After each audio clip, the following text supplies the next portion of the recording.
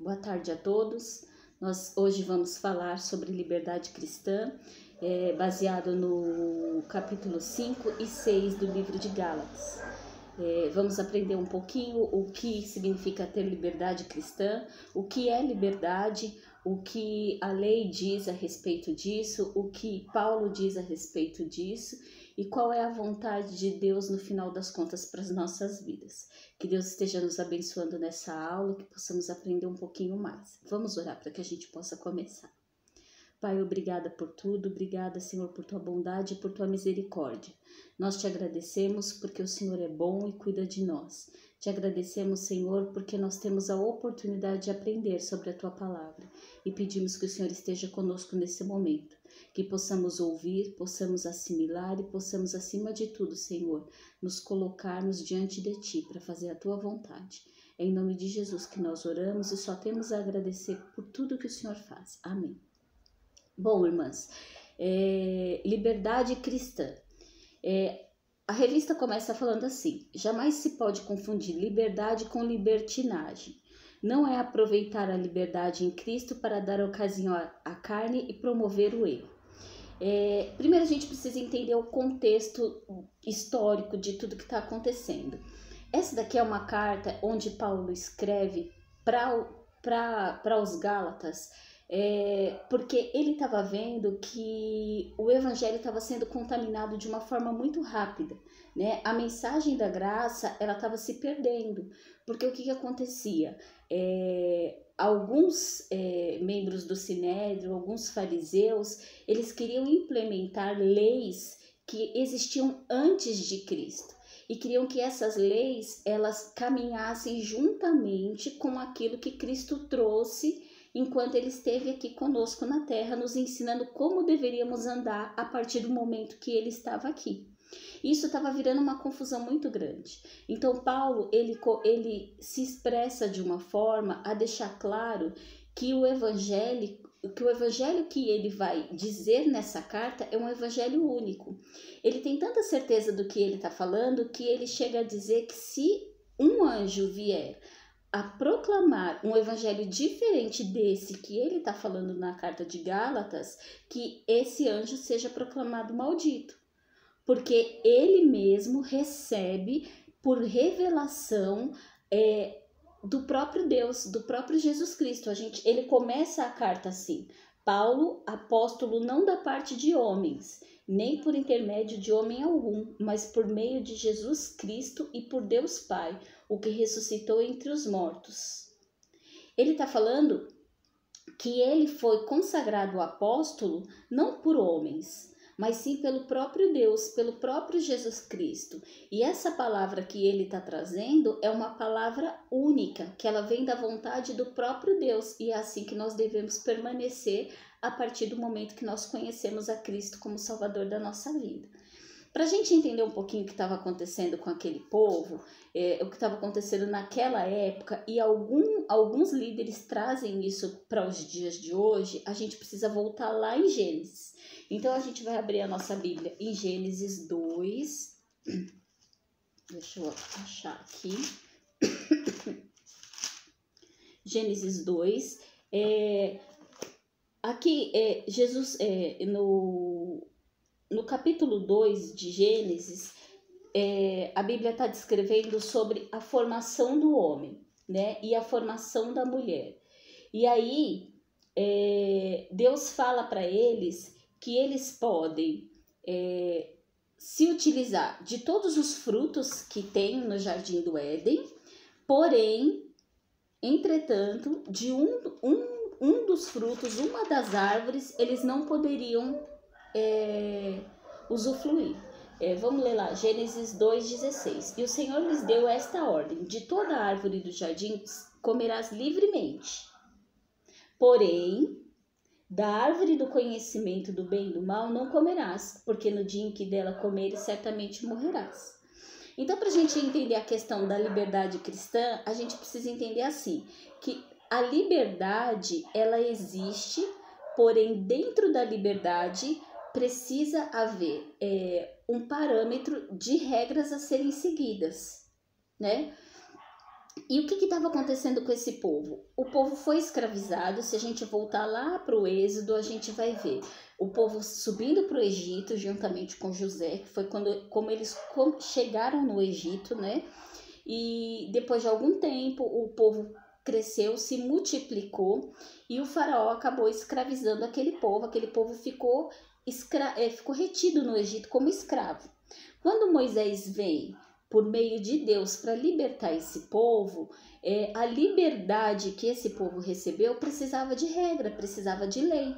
Então, foram estipuladas várias regras, várias leis que ensinavam a esse povo para comer, para ter higiene, para adorar a Deus, para dividir terras, para poderem viver como sociedade. Eram várias regras que eram necessárias para que eles vivessem como um povo separado por Deus. Seguindo essas regras, quem estivesse de fora enxergaria que esse povo adora a um único e exclusivo Deus, o único Deus verdadeiro. E aí, quando a gente chega na época de Cristo, Cristo muda tudo isso.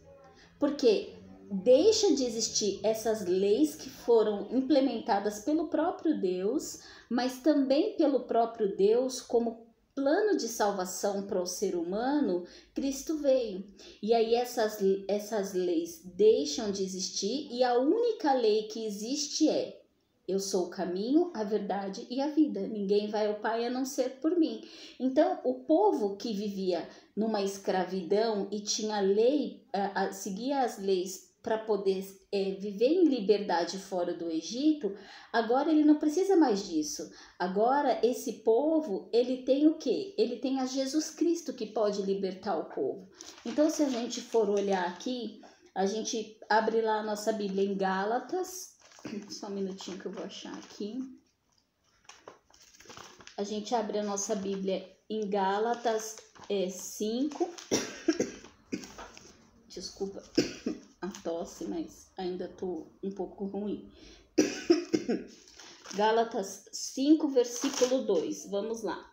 Eu, Paulo, vos digo que se vos deixardes circuncidar, Cristo de nada vos aproveitará. De novo, testifico a todo homem que se deixar circuncidar, que está obrigado a guardar toda a lei, de Cristo vos desligastes. Vós que procurais justificar-vos na lei, da graça caístes. Porque a lei, a partir do momento em que Cristo passa a fazer parte efetivamente da nossa vida, a nossa lei passa a ser Jesus Cristo. Então, a liberdade cristã significa nada mais do que vivermos debaixo da graça de Cristo, debaixo da vontade de Jesus Cristo. E isso não dá para a gente o direito de fazer o que a gente bem entende, porque Jesus Cristo, o próprio Jesus Cristo deixa para a gente várias regras a serem seguidas para que a gente possa viver de forma que agrade a Ele. Então, uma das formas são os frutos do Espírito. Aí a gente vê lá,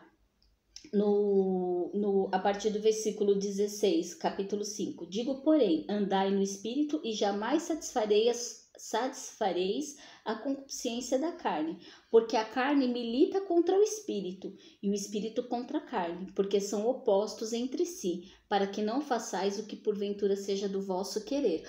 Ou seja, a partir do momento que a gente aceita Jesus Cristo como Salvador da nossa vida, o nosso querer, ele deixa de existir. O nosso querer, ele passa a estar em segundo plano e em primeiro plano vem o querer de Jesus Cristo. E aí a gente vai aprendendo ao longo da nossa caminhada cristã, conforme Deus deixou através do próprio apóstolo Paulo, como deveríamos andar como verdadeiros crentes em Jesus Cristo. Então, liberdade cristã, ela está sintetizada na pessoa de Cristo. A gente não tem como ser libertos se não for por meio de Jesus Cristo.